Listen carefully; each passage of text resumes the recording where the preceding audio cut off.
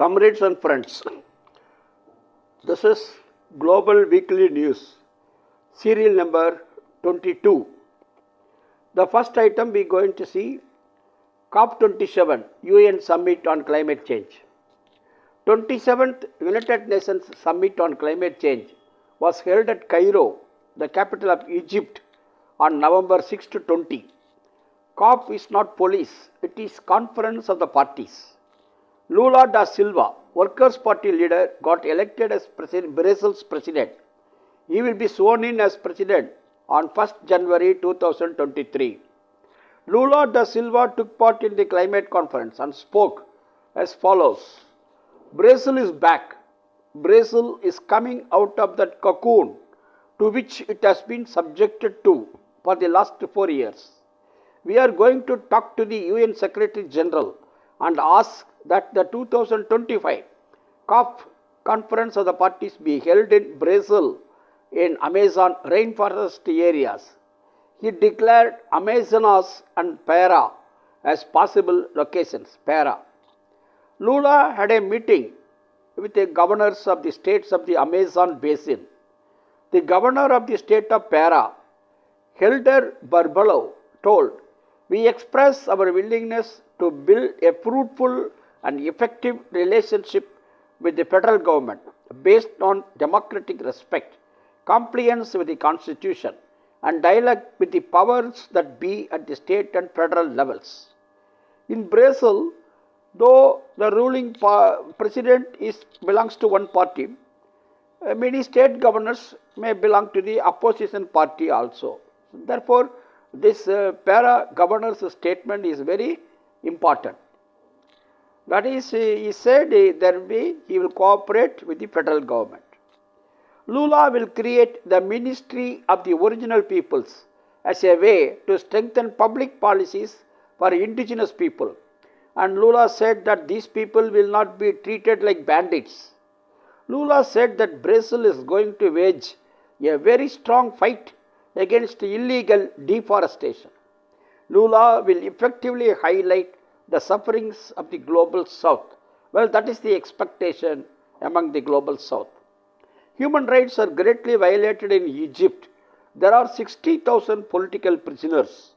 British Egyptian Allah is on a hunger strike for months at a stretch, demanding his release. At the time of the climate conference, Allah has stopped even drinking water. Pakistan and other countries demand global north rich countries to compensate global south for the miseries due to the climate changes. It is the rich global north which is responsible for much of the climate catastrophe. But these rich countries are very much reluctant to compensate for the loss and damage due to climate changes. Coca-Cola, Unilever, etc., the MNCs sponsored the climate conference, and these very same MNCs spoiled the environment. It is the capitalist system that is responsible for global warming and adverse climate changes. Capitalism exploits the natural resources for capitalist accumulation. 45,000 from 196 countries participated in COP27 conference. On 8th November, Nicolas Maduro of Venezuela, he spoke in the conference. Maduro said that capitalism and overproduction and exploitation are responsible for environmental crisis. Though global south emits far less carbon dioxide and other greenhouse gases, it is affected, the global south is affected much more than the north by the climate changes. Maduro stressed that climate funding by the rich countries, he stressed that they should allot funds for climate funding. Maduro stressed that Amazon rainforests and the indigenous people shall be protected. Different varieties of pandemics are spreading due to climate changes. At the end of the COP27 conference, a declaration came out. There is a clause on climate fund, but there is no commitment for reduction of temperature. average global temperature. Defense of rainforest, the second item we are going to see. During the COP27 conference of the parties 26th conference at Glasgow last year in 2021, Brazil, Congo and Indonesia decided to make joint efforts to defend the rainforests and control global warming. Bolsonaro, the then president of Brazil, took part in COP26 conference at Glasgow. During the past 1 year, he did not pay any attention for implementation of the decision. Now that Lula has become the president, he is very much eager to implement the decision to defend forestation. Last year alone, 11 million hectares of rainforests were abolished, were destroyed. Most of this deforestation took place in Brazil during Bolsonaro's rule. 52% of world's rainforests are in Brazil, Congo and Indonesia. Some more Latin American countries, Venezuela, Colombia, Peru and some African countries may decide to act together against climate catastrophe. Norway is one of the richest countries. Norway produces large quantities of oil and gas, natural gas. Norway has allotted $1 billion to defend the rainforest. The battle against global warming could not be diverted by Ukraine war and US midterm elections. Like carbon dioxide, methane, another greenhouse gas, is a threat to climate. We may not be able to restrict global warming within 1.5 degree temperature rise compared to the pre-industrial period. Threat of 2.5 degree to 3 degree centigrade rise in global average temperature is very much real and the humanity may face disaster. US and European Union advise China, India to curtail the use of coal as fuel and switch over to the use of natural gas or methane as a transition measure. But methane also causes pollution of the environment. When natural gas is extracted from the earth, methane also leaks through. Though there is technology to trace the methane leaks, capitalism does not bother about this. It is interested in short-term profits rather than long-term social benefits. Well, that is capitalism. Capitalism is essentially responsible, accountable for the climate catastrophe. Comrades and friends, the third item we are going to see two strikes in America. One is Starbucks workers' strike. Starbucks coffee store workers of US picketed in more than 100 places, protesting against the corporates for not bargaining with them and demanding adequate staff in the coffee stores. Starbucks workers joined Starbucks Workers United Union. On 17th November, the workers took part in one-day large strike. 17th November is an important day for the company, as on that day the company gives many rebates for the ensuing holidays. So there will be hectic sales, and on that day the strike took place. Shift manager Jack Chalowicki said that he is working in Starbucks company for the past 7 years. Company has pressurized him to do work more than a normal man can do. Last year alone, Starbucks workers have successfully formed trade union in 264 stores. In most of the places, the decision to join the trade union was taken unanimously. In many ways, the management is victimizing the workers. National Labour Relations Board that deals with the disputes between the workers and the employers. Starbucks Workers United has officially filed 39 complaints on more than 900 occasions of violations of labor laws. The second strike in US, the strike by California University workers. In the history of higher education in US, 48,000 academia workers went on a large-scale strike on 14th November. In US universities, the students do part-time work in order to meet their expenses, heavy expenses towards tuition and hostel rent and etc. So they are called a student worker. The workers went on strike in all the 10 campuses of California University. Attempts for collective bargaining for months together failed. In the ballot for strike, 98% of workers voted in favor of going on strike. Major demands are fair compensation, support for working parents, environment-friendly public transport, job security, disability justice, and international academic worker rights. Over the past 4 or 5 decades, universities across United States of America and especially the University of California have ceased to be truly public institutions and have turned themselves into a corporation for greed, for exploitation, for profits. Fair compensation is a primary demand of the workers. The union is fighting for a $54,000 per year minimum for all graduate workers and a $70,000 per year minimum for postdoctoral student workers.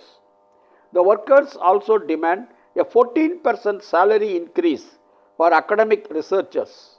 Workers are forced to use 30% or over of their income towards rent. When one worker said, when both my kids were in preschool, I had to spend $2,591 per month on their tuition, or 85% of my salary, said a worker. Workers are demanding $2,000 per month in child care reimbursements. Vast majority of US workers are not organized in unions. Only 37.6% of the workers in public sector have formed the union. 7% of the workers in the private sector have joined the unions. Now, out of non-farm employees, 71% are in service sector. They do not have rich union experience of workers as in the manufacturing sector. The manufacturing activities mainly switched over to China and other countries from USA, and in USA, service sector is the dominant sector. Google company workers formed Alphabet Workers Union in 2021 January. In 2021 November, Columbia University graduate student workers went on strike in thousands and a contract deal was reached. Amazon warehouse workers formed Amazon Labor Union in April of this year. Comrades and friends, the fifth item we go to Congo, the African country. Cobalt, copper, lithium and rainforest trees are in plenty in Congo, Rwanda and other African countries. During the past 30 years, such natural resources are exploited like anything. Due to carnages, the water of Great Lakes in Africa has become red. In the beginning of November, the foreign ministers of Congo and Rwanda met in Angola. They met to arrive at a political solution for the conflicts in eastern Congo region for many decades. Both the ministers agreed to implement peace roadmap reached in July meeting. Angolan president as a mediator for African Union of 55 countries met the presidents of Congo and Rwanda separately. In the meanwhile, M23 rebels expanded their attacks in Congo with the support of Rwanda. The rebel group is called as M23 group. In retaliation, Congo expelled the ambassador of Rwanda. With the assistance of Rwandan troops, M23 rebels captured 2 towns in northern Congo. Rwanda could not deny this. In a leaked report of United Nations, it is stated that Rwanda is backing M23 rebels. In the eastern region, there has been war going on since 1990. Recently, M23 rebels also joined this war. Between 93 March and 2003 June, hundreds of thousands died in hundreds of violent incidents in Congo. United Nations report 2010 August report says this. Western countries like US, United Kingdom, etc. do not condemn Rwanda since they show interest in its natural resources. The refugees coming to England are sent to Rwanda's the worst refugee camps. International Court of Justice fined Uganda, but this court does not take into account of Rwanda's illegal activities. Rwanda has not signed the Rome Statute. Therefore, International Criminal Court cannot intervene in Rwanda's affairs. Comrades, the sixth item we go to see Indonesian Bali G20 Summit. What is G20? Group 20 countries. Argentina, Australia, Brazil, Canada, China, Germany, France, India, Indonesia, Italy, Japan, Mexico, Russia, Saudi Arabia, South Africa, South Korea, Turkey, England, United States and European Union. Well, these countries constitute G20 group. 17th summit of G20 was held in Bali of Indonesia on November 15 and 16. 18th summit will take place in India next year in 2023. And after that, 19th summit will take place in Brazil in 2024. US President Joe Biden met Prime Ministers of Japan and South Korea. In Bali summit, Joe Biden, Chinese President Xi Jinping and other leaders met in Bali summit. A declaration was released at the time of this summit. News spread about Russian missile attack in Poland. Later on it is found that they are not Russian missiles. G20 declaration declared that it cannot deal with security issues. G20 summit discussed about recovery of world economy from the crisis and climate changes, Ukraine war, hurdles in world supply chain, etc. At the summit, both Joe Biden and Xi Jinping shook hands. Biden said that US will compete with China, good, but no interference in regard to Taiwan. That will spoil US-China relations. Comrades and friends, seventh we are going to Ukraine. After Russia-Ukraine war started, the government of Ukraine banned the Communist Party, Ukraine Communist Party.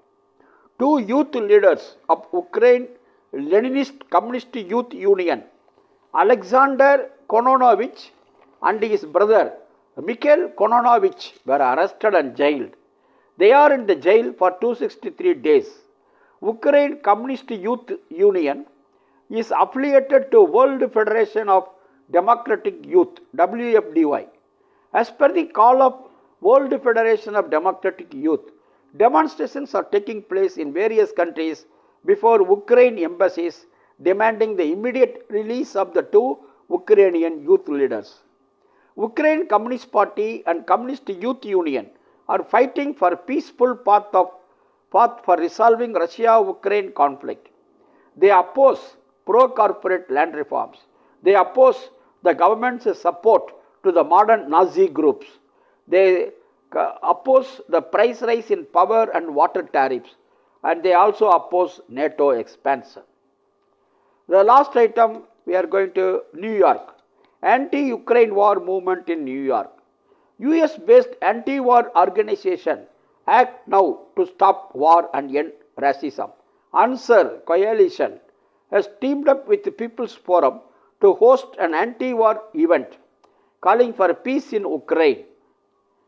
The coalition is called Answer, Act Now to Stop War and End Racism, calling for peace in Ukraine. The event is titled The Real Path to Peace in Ukraine. 8 anti-war activists will speak, including philosopher Noam Chomsky, British MP Jeremy Corbyn, Tricontinental Institute Director Vijay Prasad, and People's Forum and other Answer eminent personalities. This event comes at a time where there is an opportunity for the US-based left to establish its presence in the anti-war movement. Comrades and friends, thank you for your patient hearing. We will continue next week. Thank you. Lal Salam.